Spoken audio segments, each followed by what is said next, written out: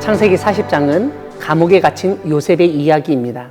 앞에서 살펴본 것처럼 요셉은 주인 아내의 유혹을 거절하였다가 누명을 쓰고 애굽 왕의 죄수를 가두는 감옥에 갇혔습니다. 그런데 1절을 보면 그 후에 애굽 왕의 술 맡은 자와 떡 굽는 자가 그들의 주인이었던 왕에게 범죄하여 요셉이 갇힌 감옥에 갇히게 됩니다. 39장에서는 간수장이 감옥 안의 죄수들의 일을 요셉에게 다 맡겼는데 오늘 본문 4절에서는 친위대장이 요셉에게 왕의 술과 떡 맡은 자들을 수종들게 합니다. 어느 날 요셉이 술 맡은 자와 떡 굽는 자의 안색을 살피니 좋지 않았습니다. 근심이 있는 얼굴을 하고 있으니 요셉이 어찌된 일인지를 물었습니다. 요셉이 얼굴의 근심을 살펴 질문하자 그들은 스스럼 없이 자신들의 일을 말합니다.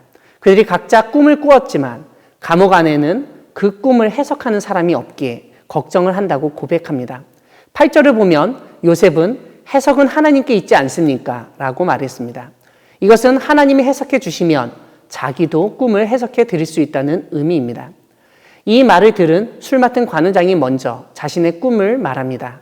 자기 앞에 포도나무가 있는데 3개의 가지에서 싹이 나고 꽃이 피고 포도송이가 익었는데 자기 손에 바로의 잔이 있어서 포도를 따고 그 즙을 바로의 손에 들였다는 것입니다. 요셉은 3개의 가지는 사흘을 뜻하고 즙을 짜서 잔을 왕에게 바친 것은 꿈을 꾼 그대로 왕의 술 맡은 일을 계속하게 될 것이라는 해석을 내놓습니다.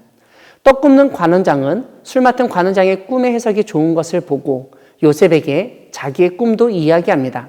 흰 떡 3광주리가 자기 머리에 있었는데 새들이 맨 윗광주리에 있던 바로를 위해 구운 음식을 먹었다는 것입니다.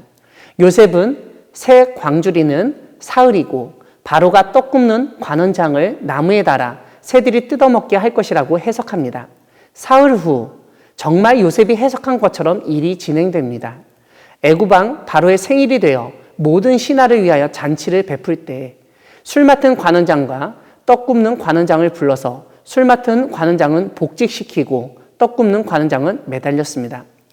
오늘 본문에서 우리가 주목해야 할 것이 있습니다. 다름 아니라 술 맡은 관원장의 꿈 해석과 떡 맡은 관원장의 꿈 해석 사이에 요셉이 하는 말이 들어있기 때문입니다. 14절과 15절을 보면 요셉은 술 맡은 관원장의 꿈을 복직을 나타내는 것이라 해석한 후 잘 된다면, 즉 복직한다면 자신을 기억하고 은혜를 베풀어 달라고 신신당부합니다.